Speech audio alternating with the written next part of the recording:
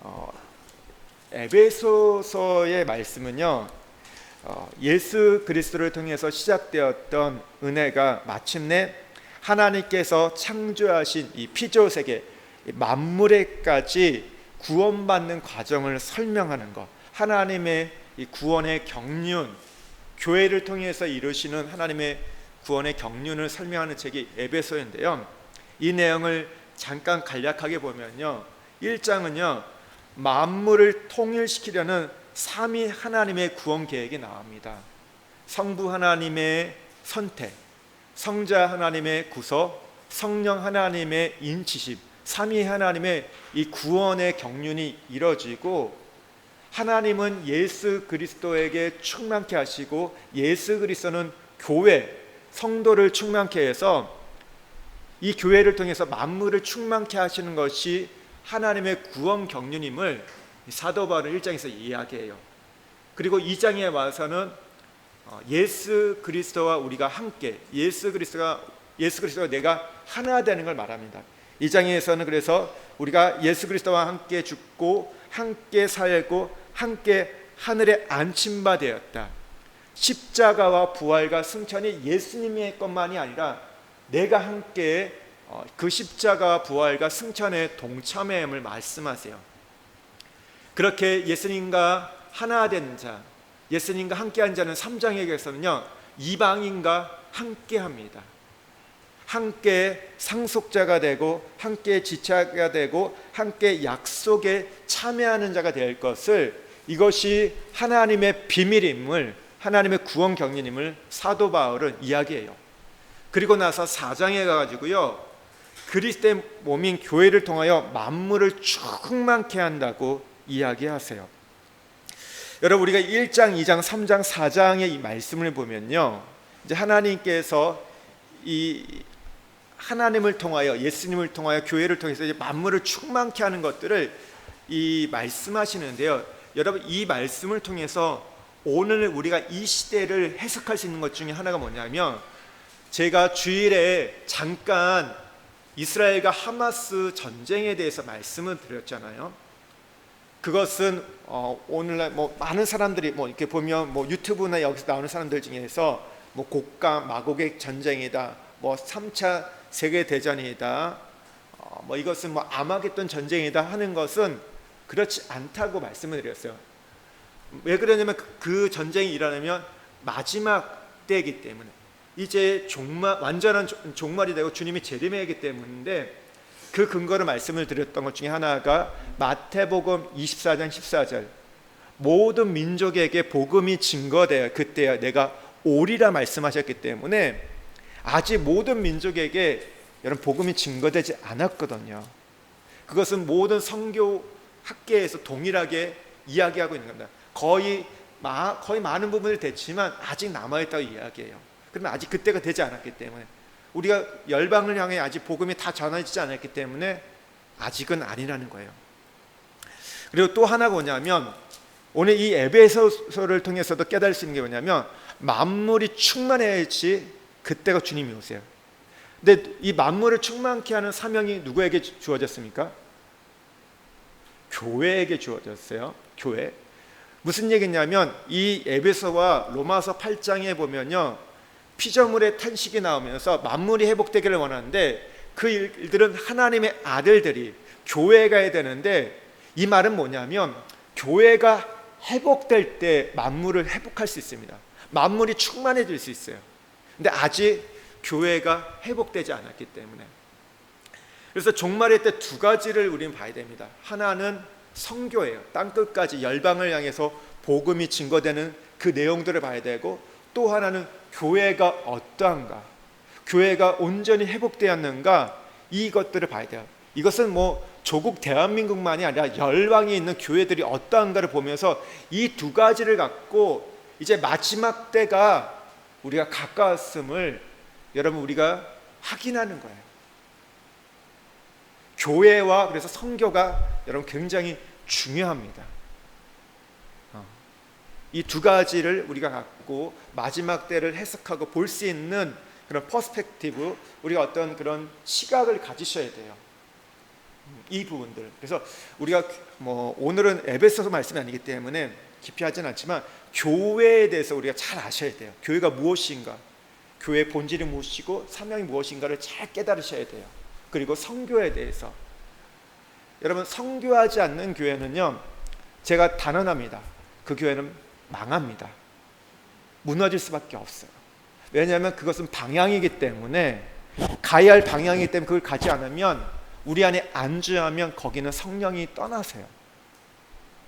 그건 성경이 우리에게 증언하는 내용이기 때문에, 그래서 우리는 성교를 절대 포기하지 못합니다. 그러니까 성교하지 않는 그 교회의 어떤 본질을 잃어버리는 것. 여기까지 일단 얘기하고요. 그러니까 교회를 통해서, 그리스도의 몸인 교회를 통해 만물을 충만케 하는 게 4장이고, 5장에서는 이제 교회의 모습이 어떤 모습이냐면, 5장에서는요 정결케 된 신부의 모습을 갖습니다. 그리스도의 신부로서 교회가 준비되어야 돼요. 그리고 6장은 뭐냐면 무장된 군인이에요. 그러니까 영적 싸움을 싸워가는 교회, 이 교회가 되어야 되는 거예요. 그래서 이 싸움의 현장이 어디냐 보면요, 첫 번째 5장 이제 22절부터 뒤에 보면요, 부부의 관계예요. 첫 번째. 그리고 부모와 자녀, 그 다음에 노사 관계, 사탄과의 관계, 이 목자와 양의 관계. 오늘 이 부분들이 이제 우리가 무장된 성도 교회가 이제 싸워야 할 영적 싸움의 대상들이 나오는데요. 이렇게 쭉 얘기하면서 오늘 우리가 6장 18절을 읽었잖아요. 6장 18절을 읽었는데 이 끝이 뭐냐면, 사도 바울이 이 에베소의 그 정말 이렇게 영광스럽고 굉장한 어떻게 그 위대하고 그 큰 하나님의 구원 경륜을 얘기하면서 끝자락에 이 끝을 뭐로 끝내냐면요, 기도로 끝냅니다. 이 로마서와 더불어서 에베소서는요 이 사도 바울의 가장 중요한 교리서입니다. 교리서인데요, 그 끝이 기도로 끝난다는 것은 굉장히 의미 있는 거예요. 우리가 교리를 알고 지식을 알면서 우리 때로는 기도를 대체하는 경우가 있지만, 우리가 무엇을 안다는 것은 그것은 우리가 하나님의 의를 아는 것이고, 복을 알고 또 생명을 알고 거룩함을 아는 걸 배우는 것이고, 성도의 궁극적인 이 신앙의 표현은 기도임을 우리에게 말하는 거예요. 이 하나님의 구원 경륜들이 만물을 충만케 하고 주님이 다시 오는 그 길을 준비하는 데는 성도들이 해야 할 일은 기도임을, 기도를 통해서 그것을 하는 것들을 말씀해 주고 있습니다.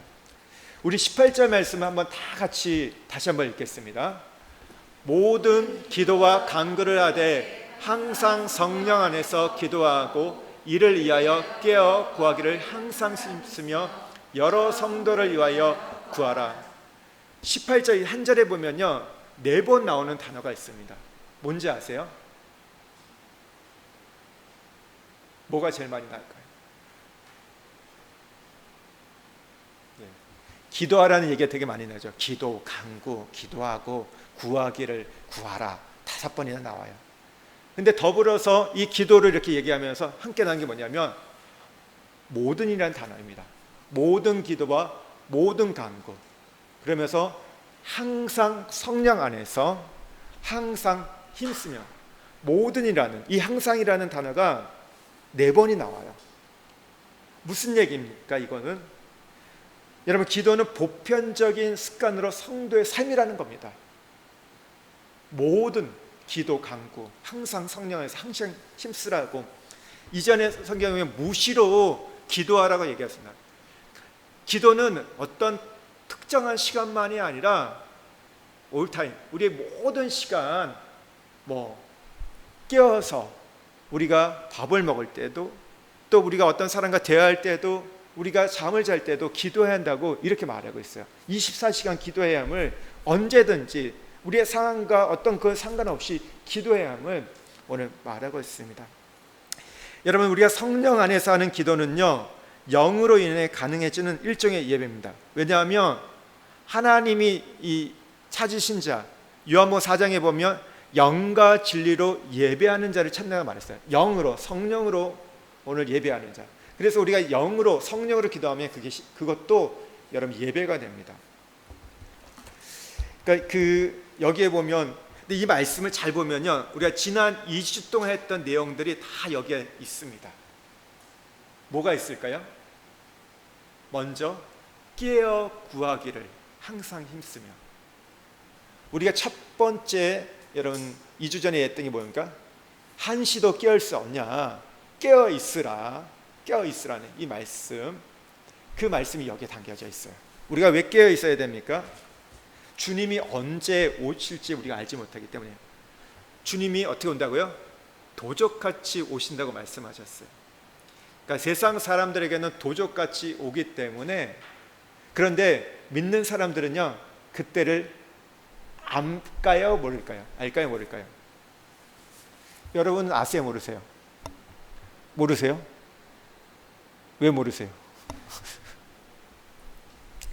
성도들은요 깨어있기 때문에 알 수 있다고 말합니다. 깨어있기 때문에 그때가, 그래서 점점 이 날이 다가옴을 우리는 지금 알고 있거든요. 몇 날 며칠 몇 시 그거는 모르죠. 우리가 예전에 뭐 다미 성교회 그랬죠. 다미 성교회.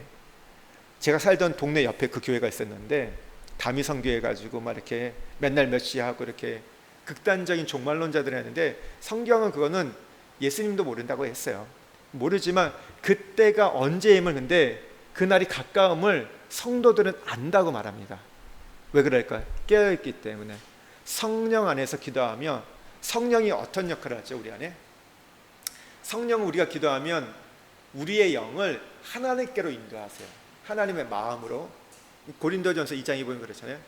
하나님의 마음에 가면 뭐가 있습니까? 과거가 있고 현재가 있고 미래가 있어요. 그렇기 때문에 그것을 알게 되는 거예요. 깨어있다는 것은 결국 준비하게 된다는 겁니다. 이게 우리가 첫 번째 했던 내용이고, 두 번째 지난주에 했던 게 뭐예요? 여러 성도를 위하여 구하라. 기도라는 것은 혼자 하는 게 아니에요. 각계 전투가 아니라 연합하여서 함께. 그래서 지난주에 우리가 모세, 아론, 훌을 말씀드리면서 연합해서 함께 기도의 짝을 만들어서 찾아서 해야 한다고 말씀을 드렸습니다. 교회와 연결해서 볼 때요, 교회는 혼자가 교회가 아닙니다. 함께 모이는 게 교회예요. 우리가 교회로 불림을 받았지만 이것이 진정한 건강한 교회가 되는 것은 함께, 우리가 에클레시아, 부름을 받는 자들이 함께 모이는 것이 이 건강한 교회고 온전한 교회인데, 오늘 그 교회의 기도를 통해서 하나님은 역사하시거든요.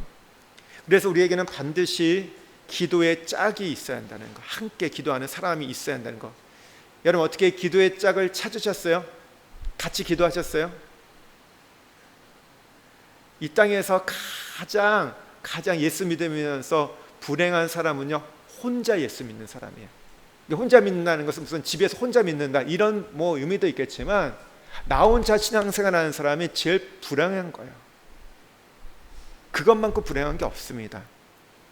왜냐하면 하나님이 이제 신약 시대에는 교회를 통해서 우리에게 보이는 말썽 많고 문제 많고 뭐 때로는 뭐 죄도 짓는 그 교회를 통해서 하나님께서 구원의 역사를 하겠다고 했기 때문에, 하나님의 루트는 교회이기 때문에 우리가 교회를 포기할 수 없는 거예요.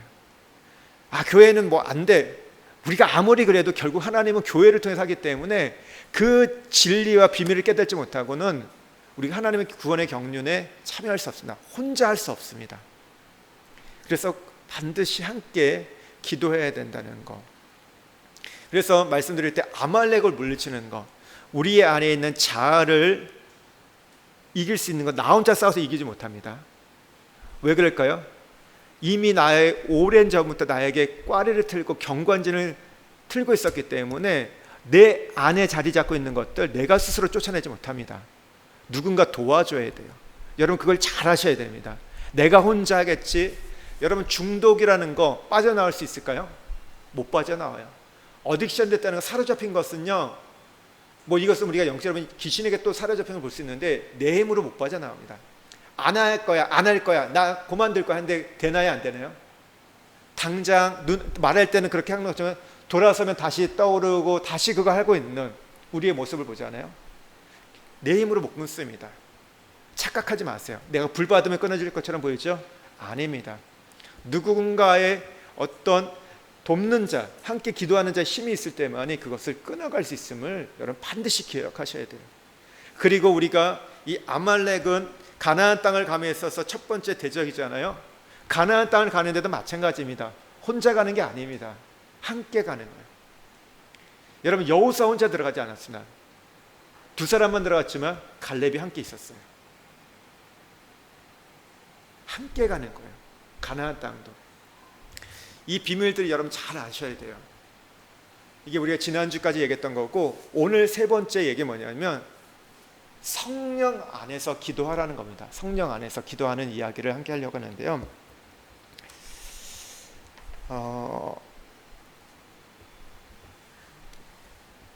제가 이 일천 기도 운동을 하자고 하고 나서부터 영적인 이제 제 안에서의 어떤 이게 부딪힘이 좀 있었어요. 많았어요.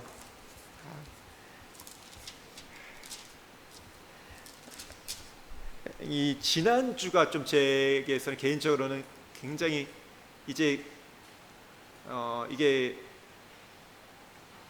완전 아직 이게 일천기도 운동 끝나지 않았기도 모르겠는데 피크를 쳤어요. 진짜 뭐 최고치로 올라왔는데 막 그런 갈등들이 있었는데 또 그러고 있다가 주일날 예배 드렸는데 주일날 예배 우리 참석 인원이 저는 10월달에 이렇게 줄 거를 생각을 해본 적이 없었거든요. 제가 온 지 딱 만 1년 되는 그 주일이었거든요. 그러니까 사실은 마음이 쉽지가 않은 거예요. 진짜 이게 눈에 보이는 게 이게 뭐지 하는 생각도 들고 괜히 이렇게 실천 기도 운동 하자고 했나 이런 마음이 제 안에서 막 오는 거예요. 기도하면 문제가 있고, 그러니까 이게 일이 터진다는 건 알고 있었지만 이게 너무 이게 제 안에서 부딪힘이 있어가지고 되게 힘들었어요. 그러다가 이제 그래도 주일날 저녁에 그 예배를 드리고 났더니 좋았어요.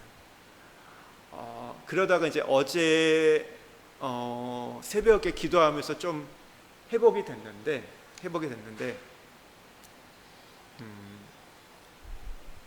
이게 계속해서 이 성령 안에서 기도한다는 게 사실은 쉽지 않습니다.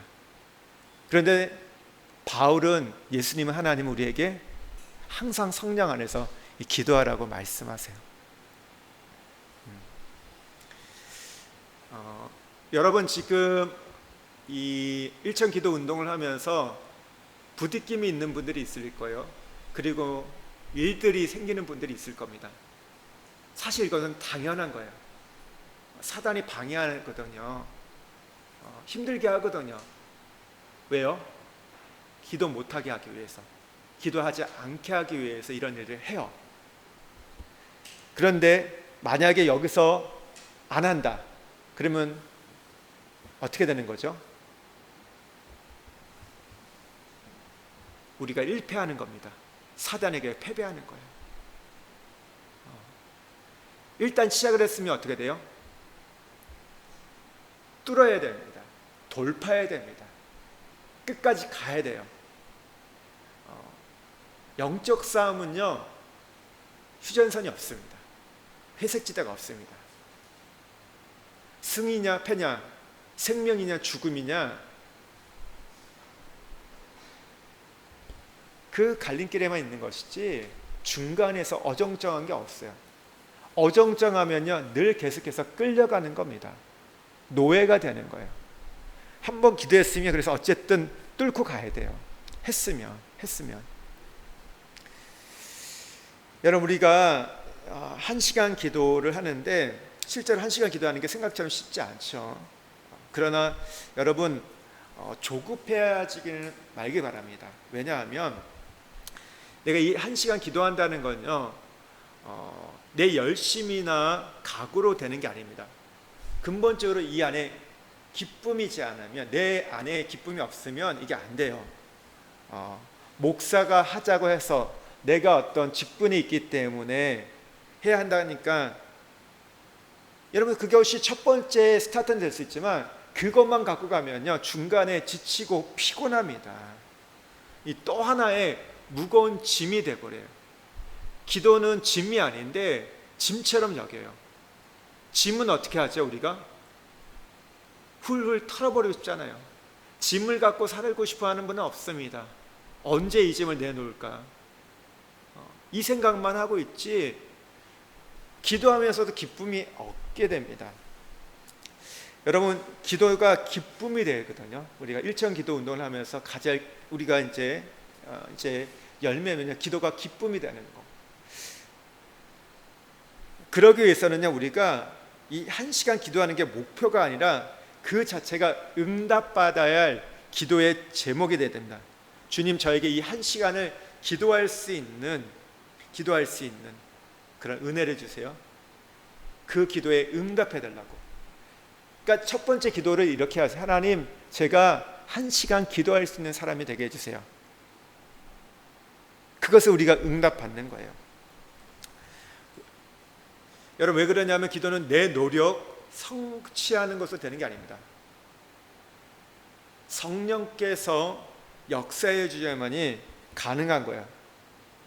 그래서 우리가 기대함과 감사함으로 고백해야 한다는 거죠. 매일 기도하기 어려운 분도 있을 거예요. 이 1시간 기도하자고 하니까 어려워서 이제 우리가 성경도 읽고 하지만 찬양도 하지만 이 기도하는 것보다 딴 게 더 주가 되시는 분들도 있을 거예요. 그런데 머지않아 이렇게 하나님 앞에 소망하고 기도할 때 하나님께서 바꿔주실 겁니다. 그러면서 간증할 거예요. 목사님, 집사님 제가 1시간 기도하게 되었어요. 그런 간증들이 우리 안에 일어나게 될 겁니다. 그러면서 그 기도는 어떤 단지 의무나 짐이 아니라 기쁨으로 바뀌게 된다는 것이죠. 기도라는 것은 우리의 어떤 경건의 삶의 하나의 모습이기도 하지만 여러분 기도에는 큰 권능이 있습니다.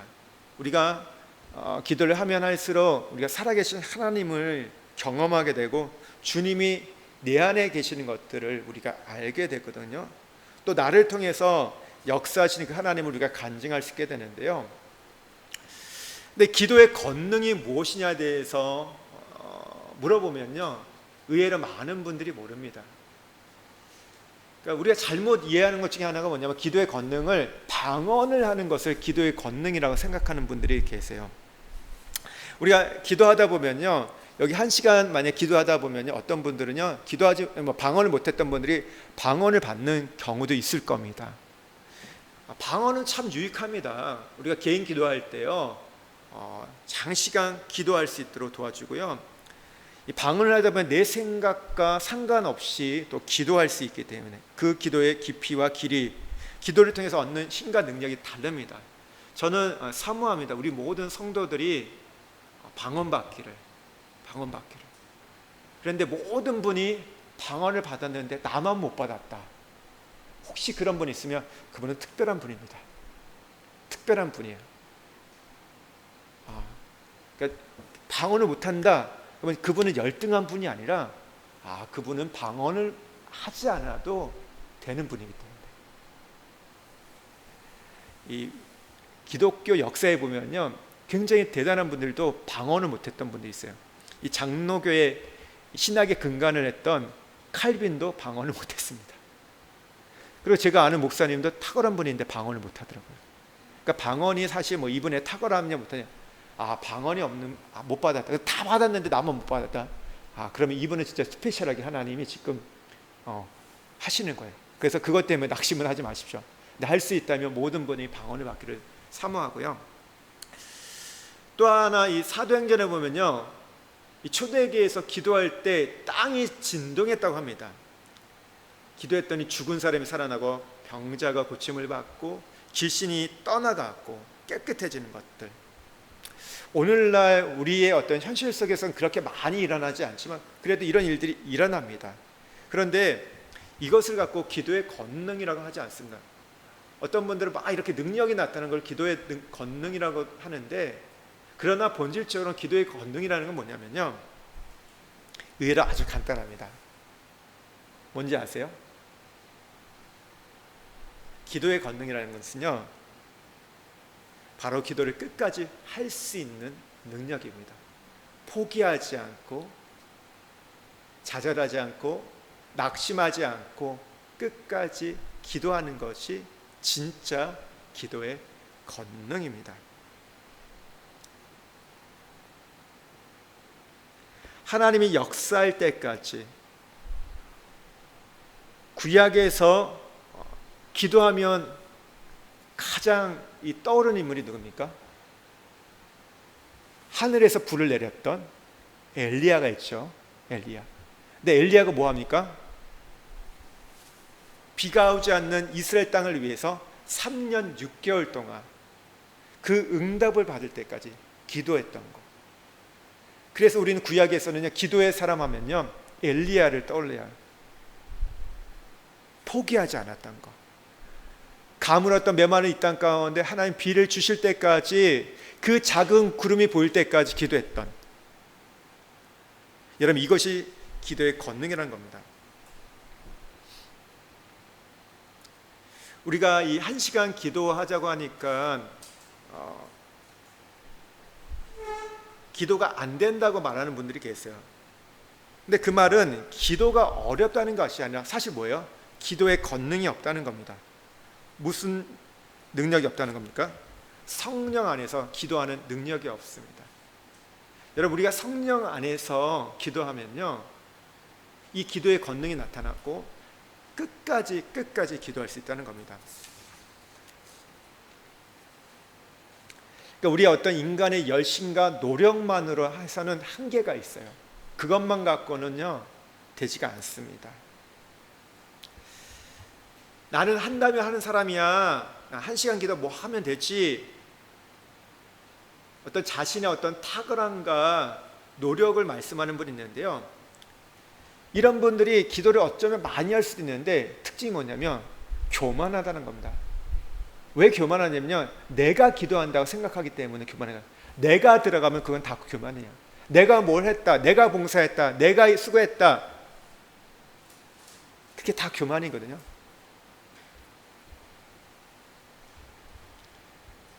그러면서 이런 분들 어떻게 목사님이 기도 안 해? 어떻게 권사님인데 기도 안 해? 그러면서 이분들이 잘하는 게 뭐예요? 나와 다른 사람을 비교하면서 정죄하는 거. 당연히 목사 기도해야 되죠. 당연히 권사님들 기도해야 되죠. 제가 다른 분은 몰라도 권사님들은 기도 시간 체크할 겁니다. 예, 그건 할 거예요.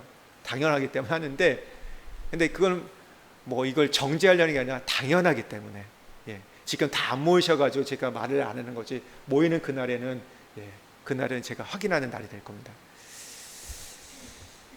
여러분, 이렇게 자기를 드러내는 것은 성령 안에서 하는 기도가 아닙니다. 그러니까 이런 분들이 기도는 잘못하면 이제 바리새인의 기도가 되죠. 외적인 어떤 경건을 자랑하고 드러내는 것들. 그런데 여러분, 이런 외적인 어떤 경건들은 사실 어떻게 보면 기독교보다도, 여러분, 사실 우리가 이슬람과 비교할 때 여러분들이 더 잘하세요? 저분들이 더 잘하세요? 우리 옆에 계신 분들만 봐도 누가 더 잘하죠? 그런 어떤 시간과 정성 이런 거 하면 사실 우리가 못 따라가는 것 같아요.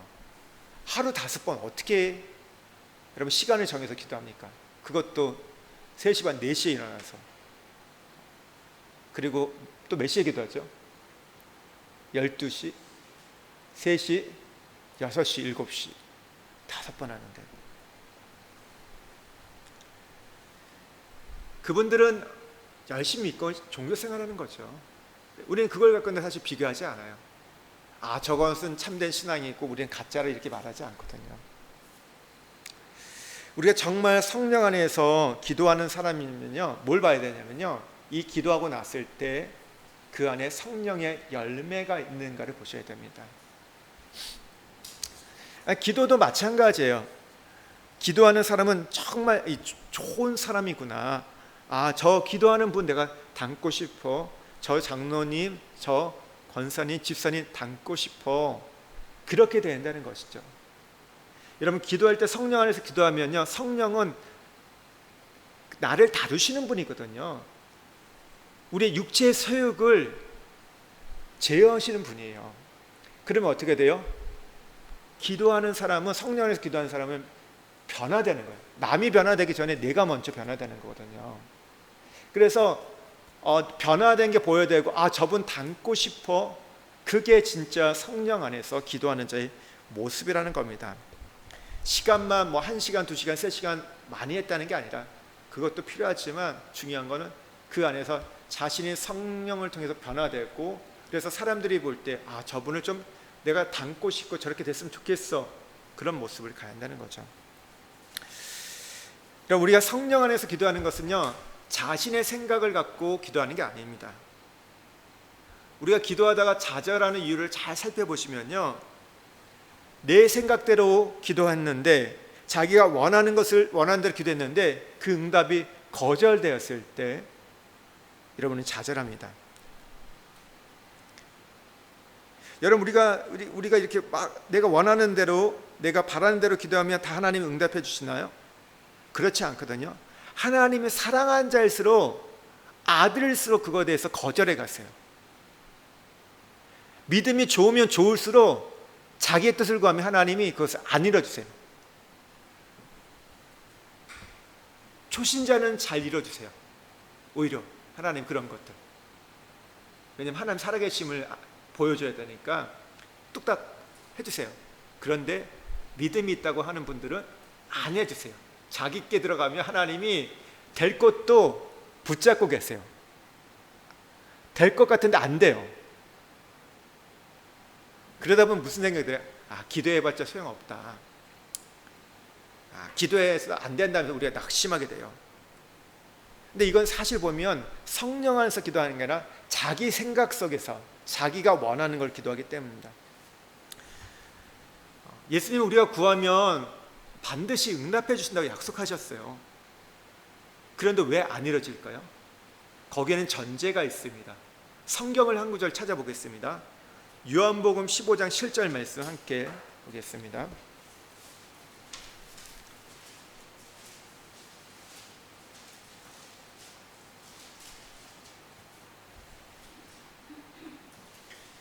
같이 읽겠습니다. 요한복음 17장 7절.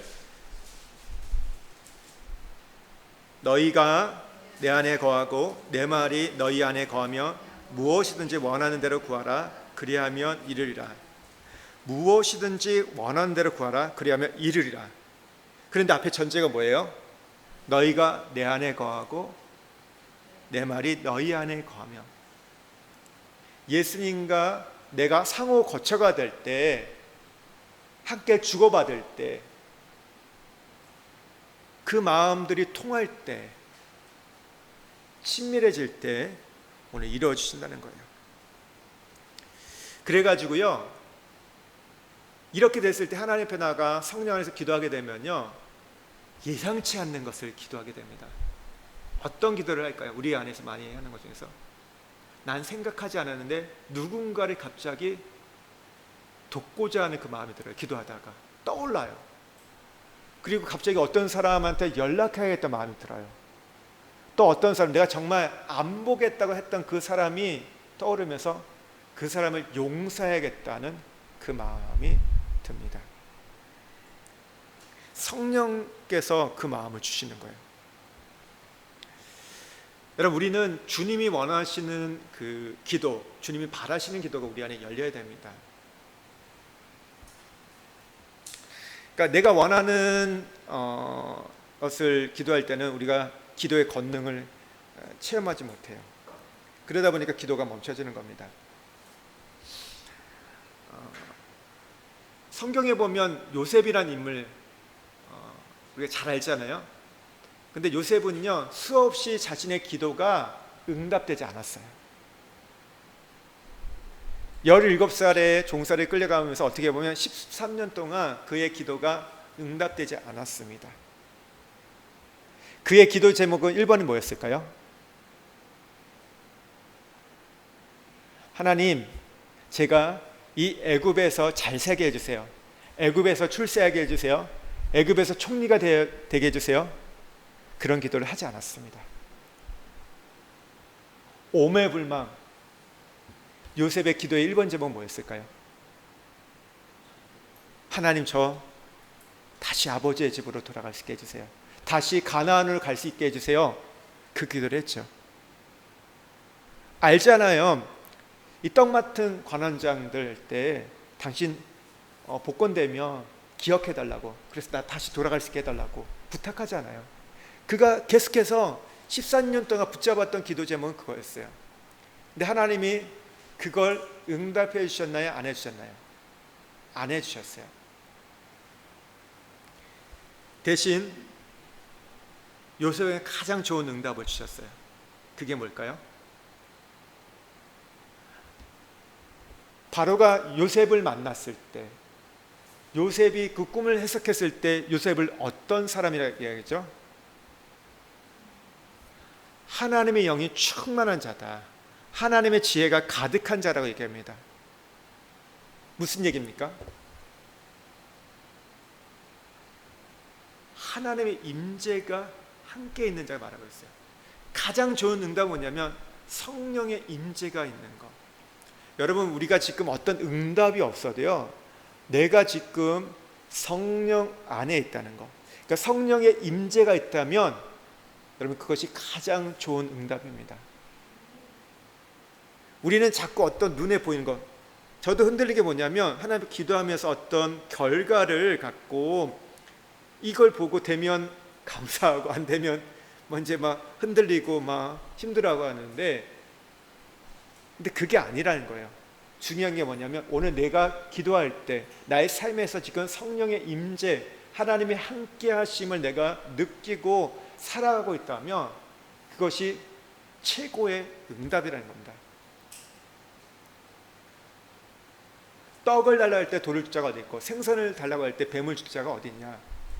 천부의 하나님께서 가장 좋은 성령을 나에게 선물로 주시지 않겠냐? 여러분, 오늘 여러분이 그래서 확인할 게 이거예요. 내가 지금 어떤 기도하는 게 있잖아요. 응답이 안 되고 있어요. 이게 더디되고 있어요. 이게 언제 될까?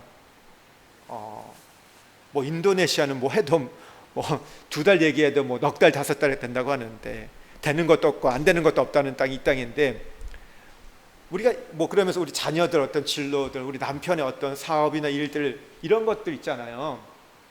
근데 기도했는데 이게 근데 지금 안 되고 있어요. 근데 그거 보면 사실 마음이 쉽지 않잖아요. 저도 뭐 우리 성도들의 어떤 부분들이 지금 힘들고 어려운데 이게 기도해서 팍 열리면 얼마나 좋아요. 그러면 진짜 제가 능력 있는 종이다, 이렇게 뭐 이렇게 말씀을 선포했던 됐고 막 기도했던 데 자랑할 수도 있잖아요. 근데 그게 아니잖아요. 근데 중요한 게 뭐냐면 우리의 그런 상황 속에서 중요한 게 뭐냐면 내 안에 지금 성령의 임재가 있는가, 우리 공동체 안에 성령의 임재가 있는가, 우리 남편에게, 우리 자녀에게, 오늘 우리 가정에게 그 하나님의 함께 하심이 있는가, 그게 중요하다는 거예요. 그게 있는 분들은요 오늘 성령 안에서 기도하는 분들이고 기도의 권능이 있는 겁니다. 우리는 자꾸 눈에 보이는 것 같고 결과를 갖고 그걸 따지는데 그게 아니라 오늘 성령의 임재는 아무에게나 있는 게 아니거든요.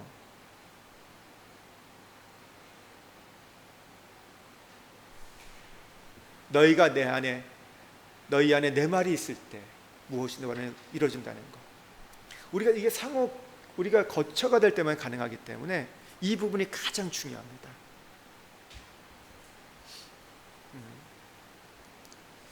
여러분, 이런 분들은 오늘 기도를 포기하지 않습니다. 여러분, 우리가 가정의 구원을 위해 기도한다는 게 쉽지 않죠. 남편, 또 우리 자녀들, 부모들 구원하는 거 한 번 기도해서 되면 얼마나 좋습니까? 5년, 10년, 20년이 됐는데도 응답이 안 되고 있어요. 너무 안타깝죠. 마음이 타들어가고 지치는데 그래도 오늘 내게 성령의 임재가 있다면 소망이 있습니다. 그러니까 자녀도 볼 때 그러잖아요. 얘네들이 좀 이제 컸다고, 머리가 굵어졌다고, 내가 알아서 할 거야. 신앙 강요하지 마. 엄마는 잘 믿어. 내가 알아서 할 테니까. 하나님이 어디 있어? 뭐 이딴 얘기할 때 확 뒤집어지잖아요. 근데 이 자녀가 돌아오기 위해서는요, 우리에게 기도의 권능이 필요합니다. 포기하지 않고 하는 기도.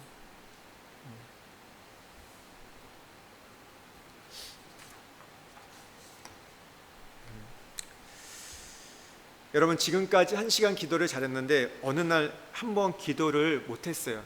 어떤 분요, 그러면요, 이걸 포기하고 안 하는 분이 있어요.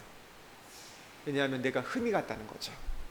내가 이 93일 동안 다 채워야 되는데 1시간 못 채웠으니 안 해, 이렇게 얘기하는 분이 있어요. 왜 그럴까요? 이 기도가 자기 자랑인 거예요. 그리고 자기 의를 갖고 하는 거예요. 그런데 어떤 분은 내가 어제 5분밖에 못했어요, 10분밖에 못했어요, 1시간에 턱 밑까지도 가지 못하고 저 밑에 있지만 그래도 포기하지 않고 하는 분들에게는 오히려 소망이 있습니다. 여러분, 1시간 기도는 우리가 목표가 아니라 뭐라고요? 응답받아야 할 내용이기 때문에 그래도 하는 거, 그게 기도의 권능을 경험할 수 있는 우리의 어떤 조건이 될 수 있다는 겁니다.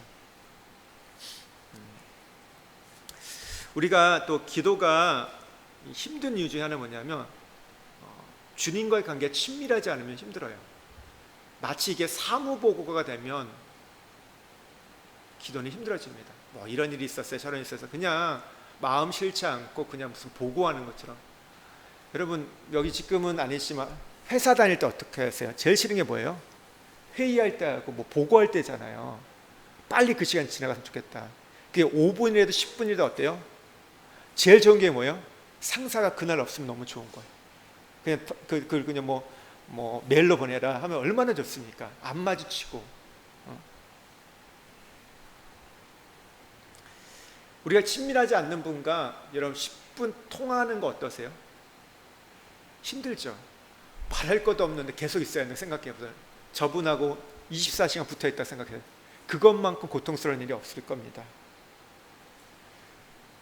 근데 그게 오늘만 하는 게 아니라 내일도 해야 되고 평생 그렇게 하라고 하니 기도가 얼마나 지겹겠습니까? 얼마나 곤욕스럽겠습니까? 그러니까 뭐 나 기도시키지 마, 나 기도 안 해, 뭐 이런 얘기 하잖아요. 근데 친밀한 분은 어떻게 해요? 그냥 일상이었기 때문에 기도하는 게 그게 어떤 자리에 쓴다는 게 좀 쉽지는 않죠. 그래도 하거든요. 여러분, 우리가 뭐 인간관계를 친밀해지면 어때요? 좋은 사람 만나면 어떻게 돼요? 만나서 대하는 게 좋잖아요. 마음이 통하면 집에 가야 하는데, 집에 가야 되는데도 또 이야기하고, 밥 먹으러 가서도 또 어떻게 해요? 차 마시러 가고, 차 마셔서도 또 어떻게 우리 집에 같이 가지 않을래? 이러면서 계속해서 가는 거. 그게 친밀함이잖아요. 좋으니까. 그러니까 이게 주님이 좋으셔야 돼요, 사실은. 주님이 좋아야지 기도가 되는 거죠. 안 그러면 힘들어지는 거예요.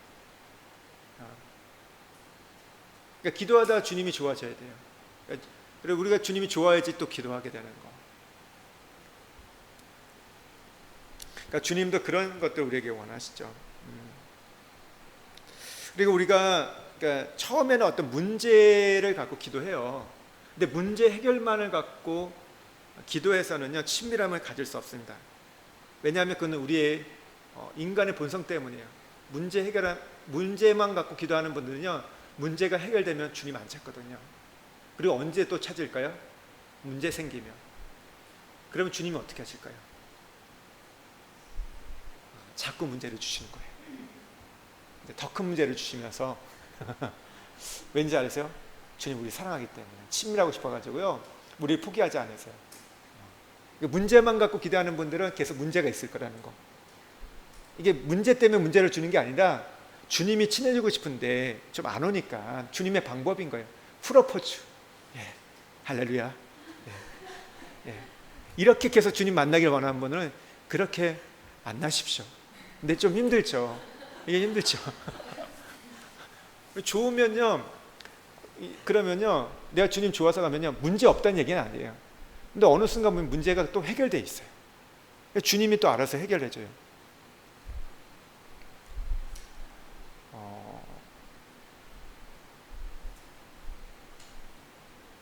마태복음 8장에 보면요, 나병 자가 나오거든요. 나병 자가요, 예수께 나와서 치료해달라고 고쳐달라고 얘기해요. 또 두 번째 보면요, 백부장의 하인은 백부장이 와서 대신 간청을 해요. 요청을 해요. 또 세 번째 하나가 치유 사건이 나오는데 뭐가 있냐면요, 베드로의 장모가 열병에 걸립니다.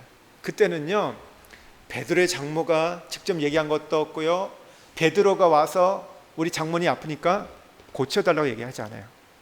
어떻게 하는지 아세요? 예수님 그냥 찾아가서 치료해 주세요. 친밀하니까. 베드로와 친밀해지니까 어떻게 돼요? 장모의 일도 예수님이 다 알아서 해주시는 거예요. 그게 친밀함의 축복입니다.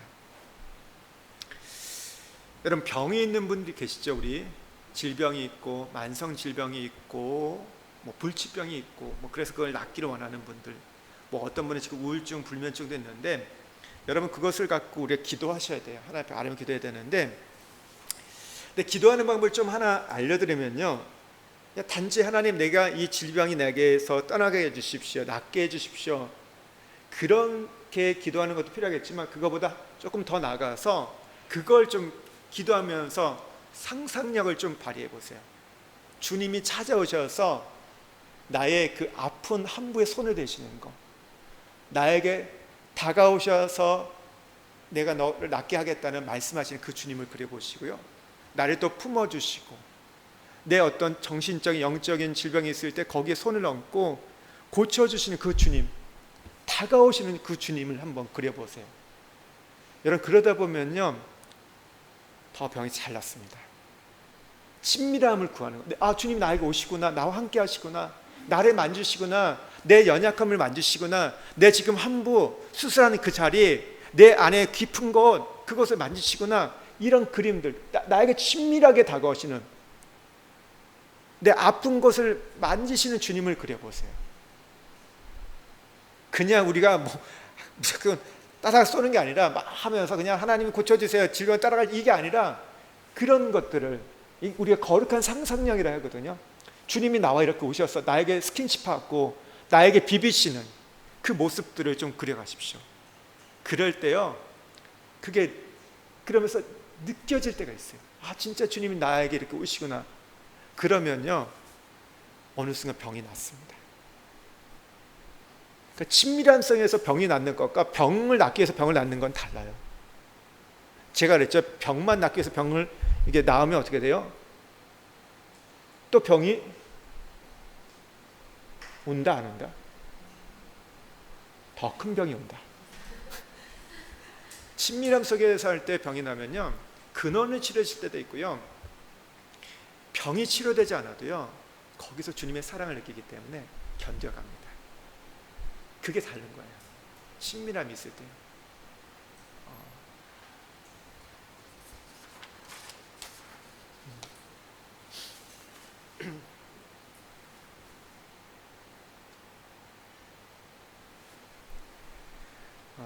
결국 우리가 이제 이 성령 안에서 우리가 기도해 간다는 거,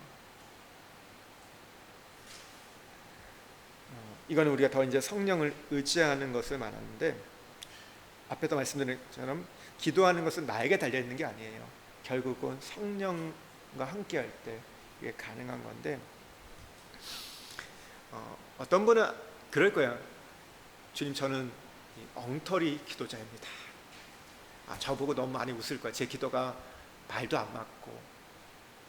그러니까 어떤 목사님이, 제가 그 이제 유튜브를 그냥 보다가 보니까 유명한 목사님이 했는데, 그게 뭐죠? 그 뜨는 거 뭐라 그러죠? 제가 지금 갑자기 생각 안 나는데. 네?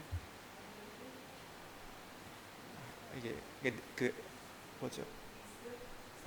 네? 썸네일이요. 썸네일 죄송합니다. 제가 단어가 부족해가지고요.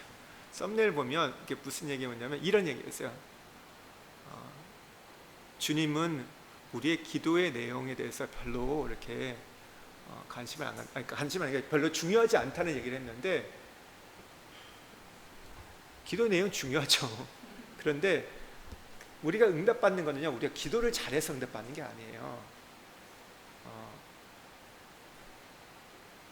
우리가 다 문장을 맞게 알맞는 단어를 써가지고 뭐 성경에 있는 걸 다 끄집어내서 했다고 해서 되는 게 아니에요.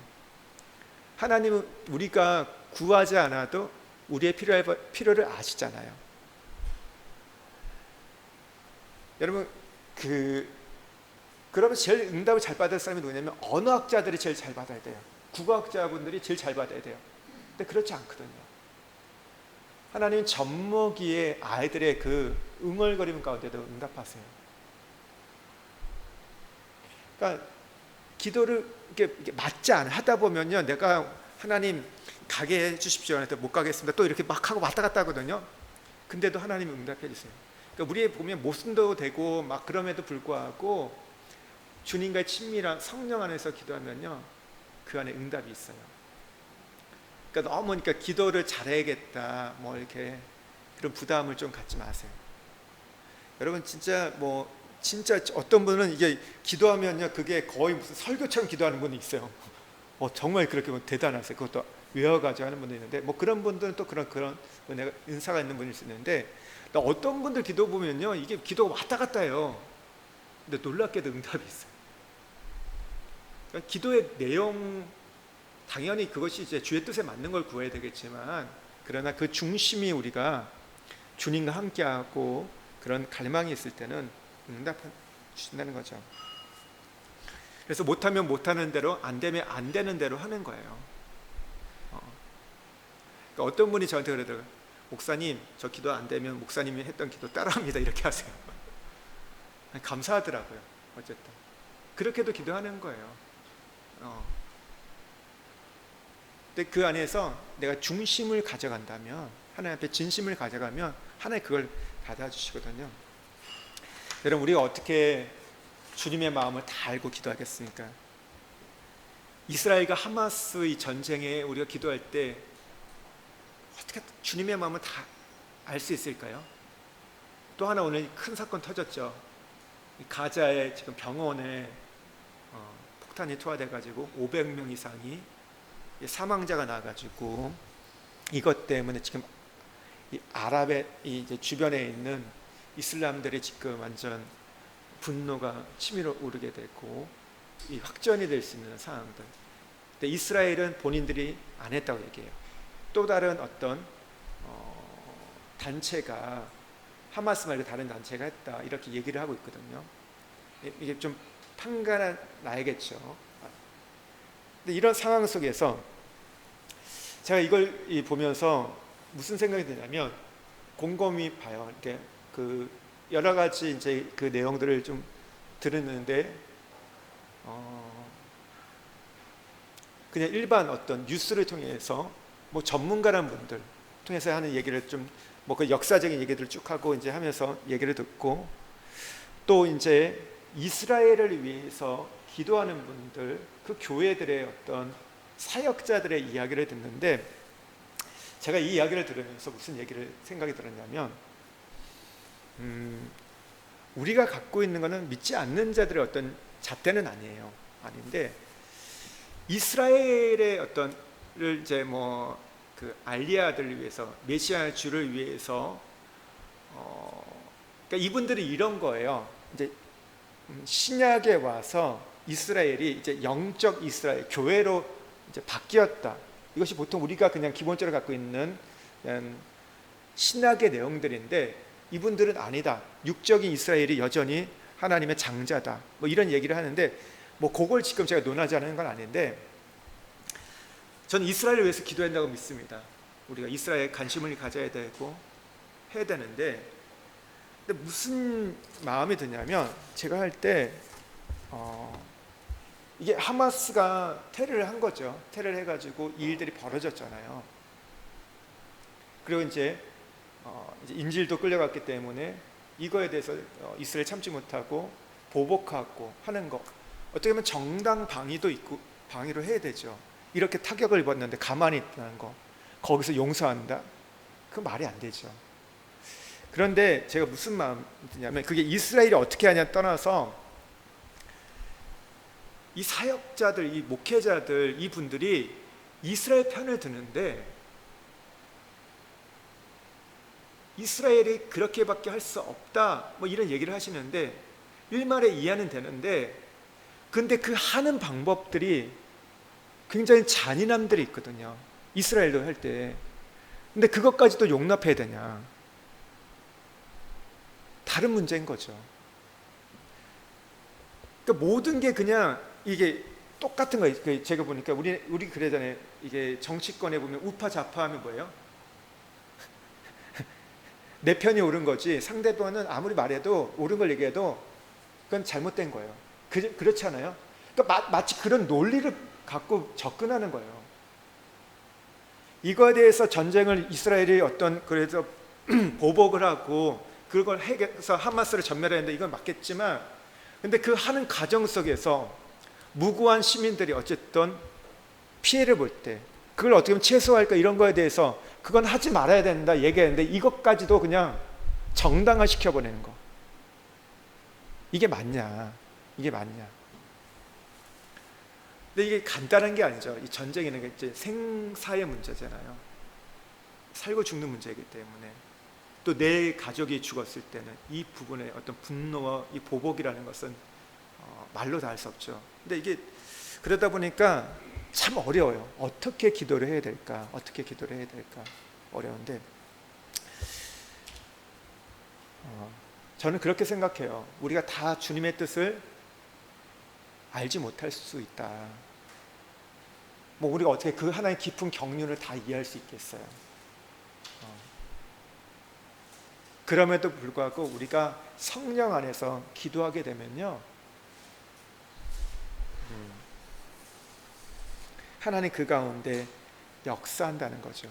우리가 그 주님의 친밀함을 갖고 그분의 뜻을 우리가 다 알지 못함에도 그래도 구하려고 하고 찾으려고 할 때 그 가운데 하나님 역사하신다는 거.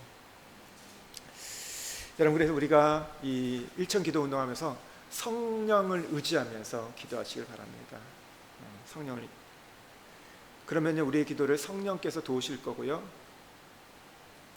기도가 부담이 아니라 기대함과 기쁨으로 바뀌게 될 겁니다.